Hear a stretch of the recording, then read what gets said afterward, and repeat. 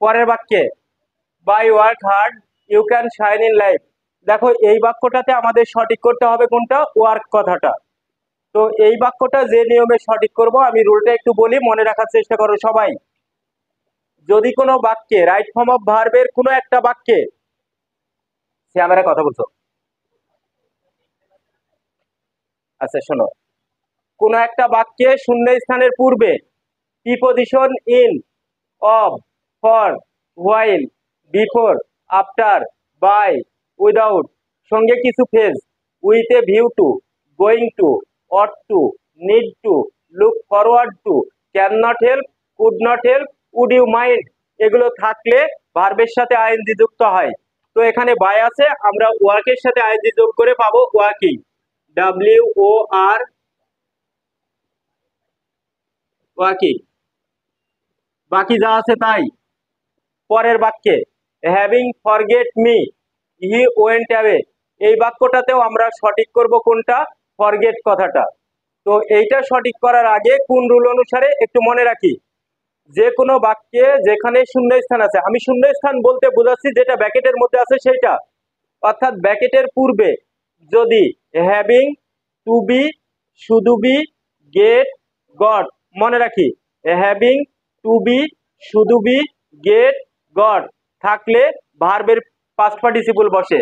তাহলে এখানে ফরগেট আছে, ফরগেটের পাস্ট পার্টিসিপল মানে আমরা পাবো ফরগটেন। তাহলে এখানে পেলাম having forgotten me, having forgotten me, বাকি অংশ যা আছে তাই। তাহলে রুল কি হলো, কোনো বাক্যে শূন্য স্থানের পূর্বে হ্যাভিং, টু বি, শুধু বি, গেট, গট থাকলে ওই সময় ব্র্যাকেটে যে ভার্বটা থাকবে তার পাস্ট পার্টিসিপল পাবো। তাহলে এখানে আছে ফরগেট, ফরগেটের পাস্ট পার্টিসিপলে ফরগটও হয় আবার ফরগটেনও হয়।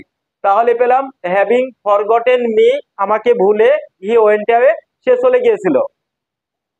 পরের বাক্যে I have complete my homework, তো এই বাক্যে আমরা সঠিক করব কোনটা, কমপ্লিট কথাটা।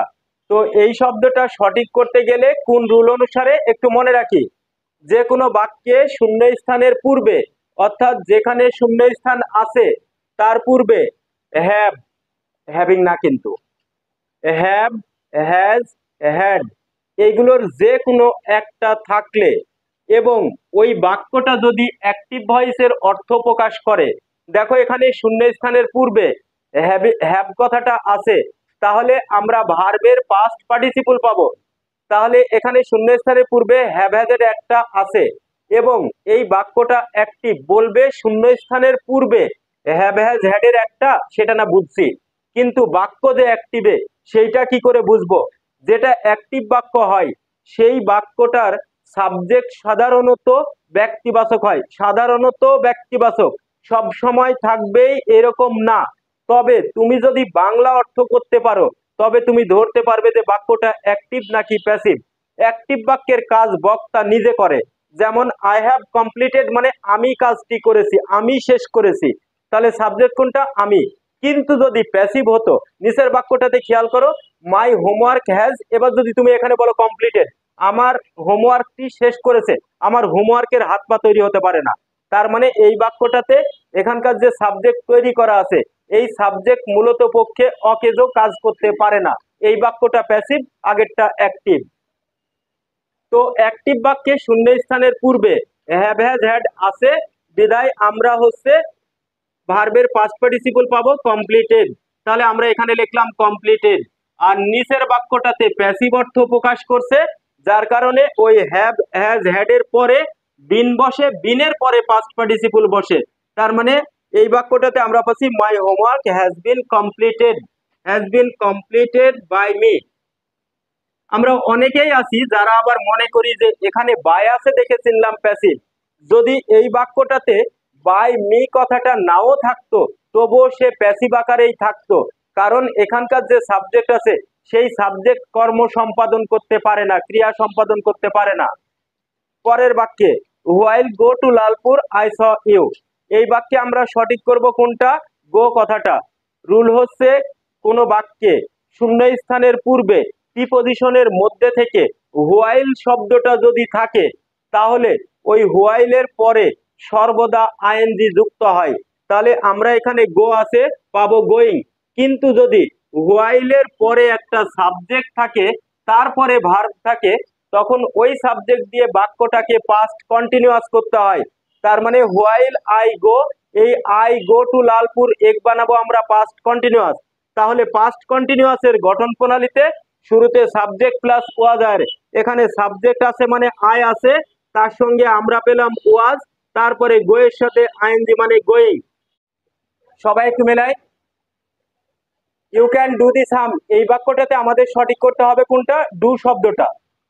দেখো এই ডু শব্দটা সঠিক করতে গেলে আমরা কোন রুল অনুসারে সঠিক করব? আমরা কিছুক্ষণ আগে একটা রুল বলছি, সেটা হচ্ছে কোনো বাক্যে যেখানে শূন্যস্থান আছে ওই শূন্যস্থানের পূর্বে যদি হ্যাভ, হ্যাজ আর হ্যাড এই তিনটার একটা থাকে এবং বাক্যটা অ্যাক্টিভ হলে পাওয়া যেত ভার্বের পাস্ট পার্টিসিপল সরাসরি। আর যদি প্যাসিভ হতো তাহলে ওই হ্যাভ, হ্যাজ, হ্যাড এর পরে বিন বসতো, বিনের পরে পাস্ট পার্টিসিপল পেতাম। আর এই বাক্যটাতে দেখো শূন্যস্থানে আছে ডু, তার পূর্বে একটা মডাল ভার্ব ক্যান আছে। তো যদি কোনো বাক্যে শূন্যস্থানের পূর্বে, মনে রাখি সবাই, কোনো বাক্যে শূন্যস্থানের পূর্বে modal verb can, could, shall, should, will, would, may, might, must এগুলোর কোনো একটা থাকে, আছে এখানে, এবং ওই বাক্যটা যদি অ্যাক্টিভ ভয়েস হয়, এই বাক্যটা অ্যাক্টিভেও আছে। প্রশ্ন, can, could, shall, should, will, would, may, might, মাস্টের না একটা আছে, কিন্তু বাক্য যে অ্যাক্টিভ সেটা কি করে বুঝলাম? এভাবে বুঝলাম যে সে, তুমি অঙ্কটি করতে পারো, একটা স্বাভাবিক অর্থ আছে। কিন্তু যদি বলি অঙ্কটি সমাধান করতে পারে, অঙ্কের তো আর হাত পা তৈরি হয় না। যার জন্য দেখো নিচের বাক্যটা দা সাম ক্যান ডু, অঙ্কটি করতে পারে, এটা কিন্তু অ্যাক্টিভ না। কারণ হচ্ছে দা সাম এ নিজে কোনো কর্ম সম্পাদন করতে পারে না, কিন্তু তুমি কর্ম সম্পাদন করতে পারো। যেখানে বক্তা কর্ম সম্পাদন করতে পারে সে অ্যাক্টিভ, আর বক্তা যেখানে কর্ম সম্পাদন করতে পারে না বা বক্তাকে নিষ্ক্রিয় রাখা হয় সেটা প্যাসিভ হয়। তাহলে আগের বাক্যটা অ্যাক্টিভ, যার জন্য আমরা ওই can, could, shall, should, will, would এর পরে পাবো ভার্বের প্রেজেন্ট। প্রেজেন্ট বলতে ব্র্যাকেটের মধ্যে যে থাকে সে নিজেই প্রেজেন্টে। নিচের বাক্যটাতে দা সাম ক্যান ডু বাই ইউ, এটা প্যাসিভে আছে। তো প্যাসিভে থাকার কারণে মডাল ভার্বের পরে বসে বি, তাহলে আমরা এখানে বি পেলাম। ওই বি এর পরে ভার্বের পাস্ট পার্টিসিপল মানে ডান। বাকি যা আছে তাই। পরের বাক্যে দেয়ার ব্যাকেটে be a high school in our village, there ব্যাকেটে be a high school in our village. There বাক্যে দেয়ার ব্যাকেটে be two high schools in our village. এই দুইটা বাক্য একজনে জিজ্ঞেস করি, রিমা বলো। দেয়ার ব্যাকেটে be a high school in our village, এই বাক্যটাতে ব্যাকেটে বি আছে মানে প্রেজেন্টের অ্যামিজার, পাস্টের ওয়াজার। তুমি প্রেজেন্ট থেকে নিবে নাকি পাস্ট থেকে নিবে? প্রেজেন্ট থেকে। আমার প্রশ্ন, পাস্টে যাব না কেন?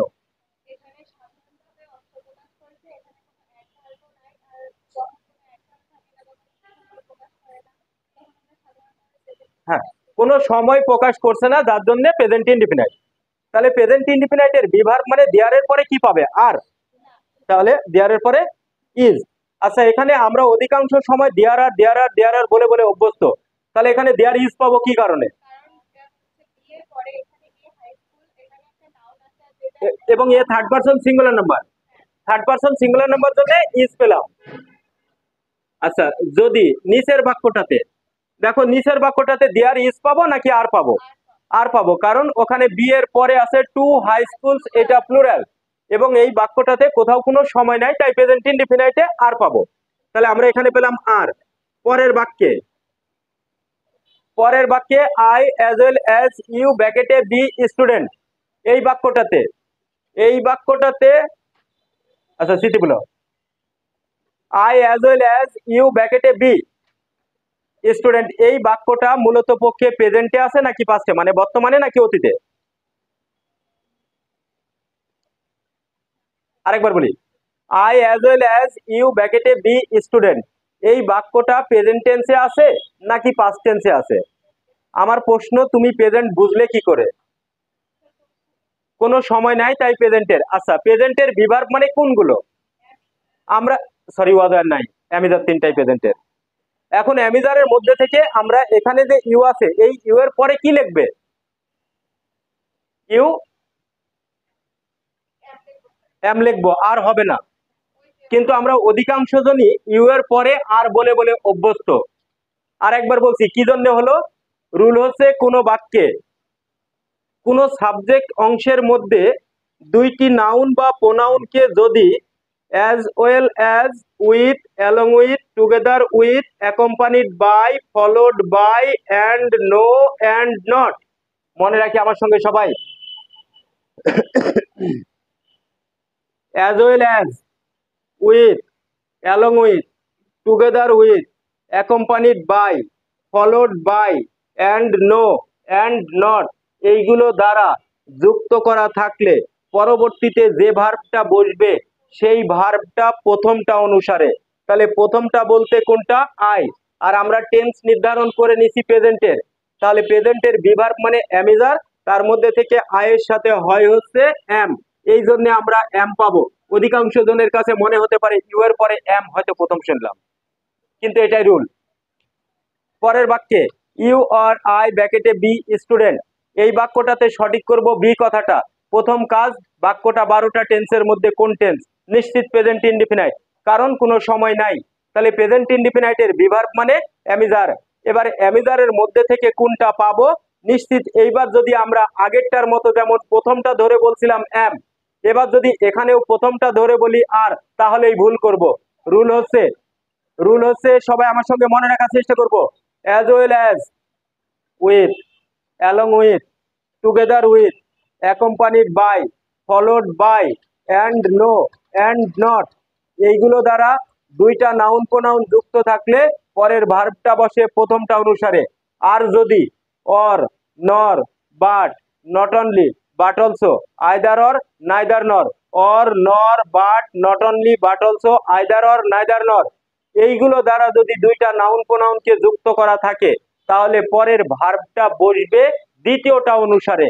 দ্বিতীয়টা মানে আই, এই আই অনুসারে আমরা এখানে পাবো এম।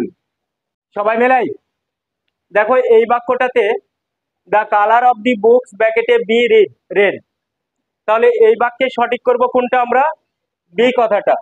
সবাই তো আমাদের প্রথমে চিন্তা হবে এই টোটাল বাক্যটা 12টা টেন্সের মধ্যে কোন টেন্স। আমি আরেকটা বার বলছি, আমি রাইট ফর্ম অফ ভার্বের যে কোনো বাক্য সঠিক করতে চাই, যে কোনো গল্প, যে কোনো প্যাসেজ, তোমাকে প্রথমে চিনতে পারতে হবে ওই বাক্যটা বা গল্পটা কোন টেন্সে আছে। যদি চিনতে না পারো তোমার দ্বারা সম্ভব না। তো আমি এই ইংরেজি বাক্যটা দেখে কিভাবে চিনবো যে এইটা কোন টেন্সে আছে, আমি প্রথম চেক করব কোনো সময় আছে কিনা, নাই, তাহলে প্রেজেন্ট ইনডিফিনাইট। এখন প্রেজেন্ট ইনডিফিনাইটের এখানে বি আছে, তার মানে বি ভার্ব পাবো, তার মানে অ্যামিজার থেকে নিব।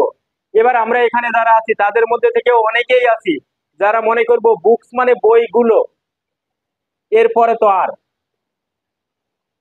আর হয়, যেমন বুকস আর, উই আর, দে আর, এরকম বলি। কিন্তু তুমি যদি এখানে আর বলো তো ভুল করবে। আচ্ছা, এই আর কথাটা তুমি এখানে তখনই বলতে পারতে যখন দ্য কালার অফ এই কথাটুকু না থাকতো তখন।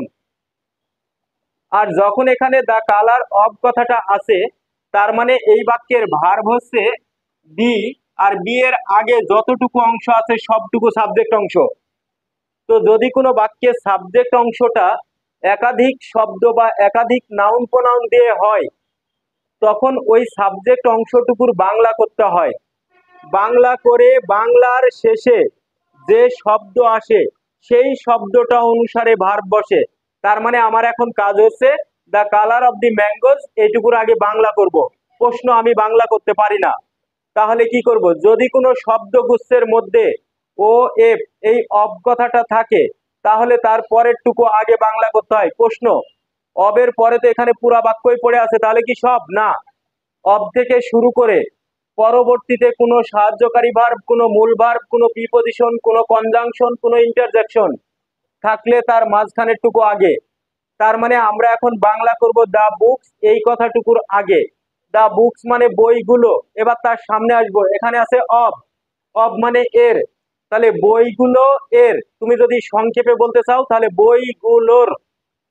বইগুলোর, এবার তার সামনে মানে দা কালার, কালার মানে রং, তাহলে বাংলা করলে কি হলো, বইগুলোর রং। তাহলে শেষে আসলো কোন শব্দ, রং শব্দটা। রং কথাটা কোন পার্সন, থার্ড পার্সন। কোন নাম্বার, সিঙ্গুলার নাম্বার। তাহলে আমরা এইবার থার্ড পারসন সিঙ্গুলার নাম্বারের সাথে ইজ হয় জন্য এখানে পেলাম ইজ। পরের বাক্যে আসি, তাহলে এই বাক্যটাতে কি হলো, বাক্যের হেডওয়ার্ড বের করলাম আমরা এই অংশটুকুর বাংলা করে। তো বাক্যের হেডওয়ার্ডটা সিঙ্গুলার পেলাম, বিদায় ভার্ব সিঙ্গুলার হলো। এবার এই বাক্যটাতে খেয়াল করো, এখানেও সঠিক করতে হবে বি কথাটা। আমি জানি আমরা অধিকাংশ জন আছি যারা রহিমের পরে ইজ বলতে অভ্যস্ত। I am, he is, we are, Rahim is, Karim is, সালাম ইজ বলতে সেই রকম অভ্যস্ত। তো তুমি যদি এখানে মনে করো যে রহিমের পরে ইজ লিখবে তো ভুল করবে। তুমি বলতে পারতে ইজ কখন, যখন the mangoes of the garden of এই কথাটুকু না থাকতো তখন সংক্ষেপে বলতে পারতে অতি দ্রুত। কিন্তু যখন এরকম অনেকগুলো শব্দ দিয়ে সাবজেক্ট অংশ তৈরি করা থাকে তখন ওই শব্দগুলোর বাংলা করতে হবে। বাংলা করে বাংলার শেষে যে শব্দ সেইটা অনুসারে ভার্ব। তাহলে এবার বাংলা করার সময় যদি ওই শব্দগুলোর মধ্যে অব কথাটা থাকে তারপরের টুকু আগে, তার মানে এইবার এখানে অব আছে দুইটা, তুমি একবারে দুইটা, চারটা, পাঁচটা, 10টা যেটাই থাক না কেন লাস্টেরটা মিলাতে হবে। তার মানে এই যে রহিমের সামনে যে অব, সেই অব থেকে শুরু করে রহিমের পরের যে ভার্ব মাঝখানের টুকু আগে, তার মানে রহিম কথাটার বাংলা আগে। তাহলে রহিম, দেখো বাংলাটা মিলে যাবে, রহিম এর বাগান এর আমগুলো। তাহলে শেষে কি আসলো, আমগুলো। আমগুলো কথাটা কি সিঙ্গুলার নাম্বার নাকি প্লুরাল নাম্বার? Plural number. তার সাথে অ্যামিজারের মধ্যে হয় কোনটা, আর হয়, যার জন্য আমরা এখানে পাবো আর।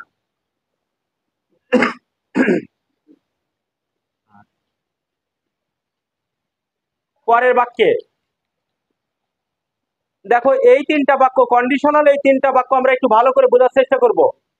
প্রত্যেকটা পরীক্ষাতে, সারা জীবনের পরীক্ষাতেই থাকবে। If you write correctly you get A plus. দেখো এই বাক্যটার মধ্যে মোট বাক্য কয়টা, দুইটা। ইফ ইউ রাইট কারেক্টলি এক বাক্য, ইউ গেট এ প্লাস আর এক বাক্য। আমাকে সঠিক করতে হবে কোনটা, দ্বিতীয়টা। তো ইফ যুক্ত যে কন্ডিশনাল সেন্টেন্সটি সেইটা যদি প্রেজেন্ট ইনডিফিনাইট হয়, দেখো এখানে ইউ সাবজেক্ট, রাইট হচ্ছে ভার্বের প্রেজেন্ট, কারেক্টলি বাকি অংশ। তাহলে এই অংশটুকু কোন টেন্স হলো, নিশ্চিত প্রেজেন্ট ইনডিফিনাইট হয়ে আছে। তো ইফ যুক্ত বাক্যটা যদি প্রেজেন্ট ইনডিফিনাইট হয় তাহলে ওই পরের বাক্যটা হয় ফিউচার ইনডিফিনাইট। তার মানে আমরা ইউ গেট এ প্লাস এটুকু সাজাবো ফিউচার ইনডিফিনাইটে। এখন ফিউচার ইনডিফিনাইটের গঠন প্রণালীতে কি আসে, সাবজেক্ট প্লাস শ্যাল উইল। তাহলে সাবজেক্ট বলতে এখানে ইউ, তার সঙ্গে আমরা পেলাম উইল। ওই শ্যাল উইলের পরে কি ভার্বের প্রেজেন্ট, প্রেজেন্ট মানে যা আছে এখানে তাই।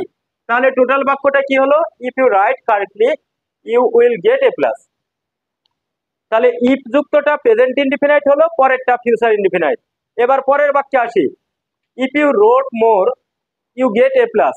দেখো এখানে বাক্য কয়টা, দুইটা। ইফ ইউ রোট মোর একটা, ইউ গেট এ প্লাস আর একটা। আমাদের সঠিক করতে হবে কোনটা, দ্বিতীয়টা। ওই দ্বিতীয়টা সঠিক করার আগে সঠিক যে বাক্যটা আছে সেইটা কোন টেন্সে আছে।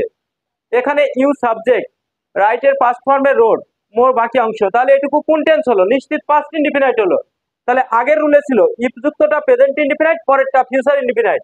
আর এখানে ইফ যুক্তটা যদি পাস্ট ইনডিফিনাইট হয় তাহলে পরের বাক্যে গিয়ে সাবজেক্টের পরে বসে কুড, উড আর মাইট, তিনটার একটা। তাহলে আমরা ইউ এর পরে পেলাম কুড। ওই কুড, উড, মাইটের পরে আবার ভার্বের কোন রূপ, প্রেজেন্ট। প্রেজেন্ট বলতে ব্র্যাকেটে যে আছে সেই। পরের বাক্যে ইফ ইউ হ্যাড ডান দি সাম, যদি তুমি অঙ্কটি করতে, ইউ গেট দি মার্কস, তুমি নম্বরটি পেতে। এখানেও বাক্য কয়টা, দুইটা। এখানেও শর্ত আরোপ করছে, দেখো এই দুইটা বাক্যের মধ্যে থেকে যে বাক্যটা সঠিক বানানো আছে ইফ যুক্ত, সেই বাক্যটা 12টা টেন্সের মধ্যে কোনটা তাই ছিল। ইউ সাবজেক্ট, হ্যাড সাহায্যকারী, ডান পাস্ট পার্টিসিপল, দি সাম অংশ অবজেক্ট। তাহলে কোন টেন্সের স্ট্রাকচার এটা, পাস্ট পারফেক্টের। তাহলে আমরা পেলাম ইফ যুক্তটা প্রেজেন্ট ইনডিফিনাইট হলে পরেরটা ফিউচার ইনডিফিনাইট। ইফ যুক্তটা পাস্ট ইনডিফিনাইট হলে পরের বাক্যে সাবজেক্টের পরে কুড, উড, মাইট। এবার ইফ যুক্তটা যদি পাস্ট পারফেক্ট হয় তাহলে এটা পাস্ট পারফেক্ট হয়েছে। তাহলে পরের বাক্যে সাবজেক্টের পরে could have, would have, might have, তিনটার একটা প্লাস ভি3। তাহলে ইউ এর পরে আমরা পেলাম could have, you could have. তুমি উড হ্যাভ লিখলেও হতো, মাইট হ্যাভ লিখলেও হতো। ওই could have, would have, might have এর একটা প্লাস ভি3। গেটের ভি3 মানে গট হয় আবার গটেনও হয়, গটেন দি মার্কস। পরের বাক্যে আসি, আইস ফ্লট অন ওয়াটার। এই বাক্যটাতে আমাদের সঠিক করতে হবে কোনটা, ফ্লট কথাটা। এখন এই শব্দটা সঠিক করতে গেলে তোমাকে বুঝতে হবে টোটাল বাক্যটা কোন টেন্সে, নিশ্চিত প্রেজেন্ট ইনডিফিনাইটে। কিভাবে, কোথাও কোনো সময় নাই, এক। দ্বিতীয়ত এই বাক্যটা চিরন্তন সত্য, তার মানে প্রেজেন্ট ইনডিফিনাইট। বরফ পানিতে ভাসে চিরন্তন সত্য, তাহলে প্রেজেন্ট ইনডিফিনাইট। এই প্রেজেন্ট ইনডিফিনাইটের বাক্যের সাবজেক্ট কোনটা, আইস। কোন পারসন, থার্ড পারসন। কোন নাম্বার, সিঙ্গুলার নাম্বার। তাহলে ভার্বের সাথে আমরা পাবো এস, তাহলে ফ্লটস, FLOATS। সবাই পরের বাক্যে, we read English for 2 hours. তাহলে এই বাক্যটাতে আমাদের সঠিক করতে হবে কোনটা, রিড কথাটা। কেউ কথা না বলি। তো রিড শব্দটা সঠিক করতে গেলে আমাদের প্রথম চিনতে হবে এই টোটাল বাক্যটা 12টা টেন্সের মধ্যে কোন টেন্স। এখন আমরা কিভাবে চিনবো, আমি একটা রুলে বলছিলাম, দেখো কোনো বাক্যে যদি সিন্স অথবা ফর যুক্ত সময় থাকে, যেমন এখানে ফর 2 আওয়ার্স এই সময়টা আছে, তো সিন্স অথবা ফর যুক্ত সময় থাকলে ওই বাক্যটা হয় প্রেজেন্ট পারফেক্ট কন্টিনিউয়াস। তাহলে আমাদের এই বাক্যটা আছে প্রেজেন্ট পারফেক্ট কন্টিনিউয়াসে। এখন তোমাকে জানতে হবে প্রেজেন্ট পারফেক্ট কন্টিনিউয়াস টেন্সের গঠন প্রণালী কি। শুরুতে একটা সাবজেক্ট হয়, তারপরে হ্যাভ বিন বা হ্যাজ বিন হয়, প্লাস V1 হয়, আইএনজি হয়। তাহলে এখানকার সাবজেক্ট হচ্ছে উই, তার সঙ্গে আমরা পাবো হচ্ছে উই এর সাথে হ্যাভ বিন হয়, তাহলে আমরা পেলাম হ্যাভ বিন, প্লাস V1 এর সাথে আইএনজি। V1 বলতে রাইট ফর্ম অফ ভার্বে ব্র্যাকেটের মধ্যে যে থাকবে সে প্রেজেন্টেই থাকে। তাহলে এখানে রিড আছে, আমরা রিডের সঙ্গে আইএনজি পাচ্ছি। তাহলে we have been reading English for 2 hours. পরের বাক্যে, ইট রেন সিন্স মর্নিং। সকাল থেকে বৃষ্টি হচ্ছে। এই বাক্যটাতেও আমাকে সঠিক করা লাগবে রেন কথাটা। তার মধ্যে থেকে আমার প্রথম কাজ হচ্ছে টোটাল বাক্যটা 12টা টেন্সের মধ্যে কোন টেন্স, মনোযোগী হবো সবাই। তো আমি রুলে বলছিলাম কোন বাক্যে সিন্স অথবা ফর যুক্ত সময় থাকলে, তাহলে এখানে সিন্স যুক্ত সময় আছে, এইটা দেখে চিনলাম টোটাল বাক্যটা প্রেজেন্ট পারফেক্ট কন্টিনিউয়াস টেন্স। এখন প্রেজেন্ট পারফেক্ট কন্টিনিউয়াস টেন্সের গঠন প্রণালীতে শুরুতে সাবজেক্ট ইট, তার সাথে have been R has been এর মধ্যে থেকে ইটের সাথে হ্যাজ বিন, তারপরে V1 এর সাথে আইএনজি মানে আমরা পেলাম রেইনিং, বাকি অংশ যা আছে তাই। পরের বাক্যে, you come here before I came. দেখো এই বাক্যটাতে আমাদের সঠিক করতে হবে কাম শব্দটা। তো আমরা জানি যে বিফোরের প্রথম অংশটা, অর্থাৎ যেখানে বিফোর আছে, বিফোরের সামনের বাক্যটা হয় পাস্ট পারফেক্ট আর পরেরটা হয় পাস্ট ইনডিফিনাইট। দেখো এখানে পরের বাক্যটাতে সাবজেক্ট আই, কামের পাস্ট ফর্ম কেম, তার মানে পাস্ট ইনডিফিনাইট আছে। তাহলে এখন বিফোরের আগের বাক্যটা হবে পাস্ট পারফেক্ট। এবার তোমায় জানতে হবে পাস্ট পারফেক্টের স্ট্রাকচার কি। আমরা প্রেজেন্ট পারফেক্টে বলছিলাম subject plus have has plus V3, তাহলে পাস্ট পারফেক্টে গিয়ে বলবো subject plus had plus V3। তাহলে এখানে সাবজেক্ট বলতে ইউ, তার সঙ্গে আমরা পেলাম হ্যাড, এরপরে ভার্বের পাস্ট পার্টিসিপল পাবো বলতে কামের পাস্ট পার্টিসিপল কাম নিজেই, তার মানে কাম কেম কাম, তাহলে আমরা এখানে পেলাম কাম। তাহলে টোটাল বাক্যটা আসছে you had come here before I came.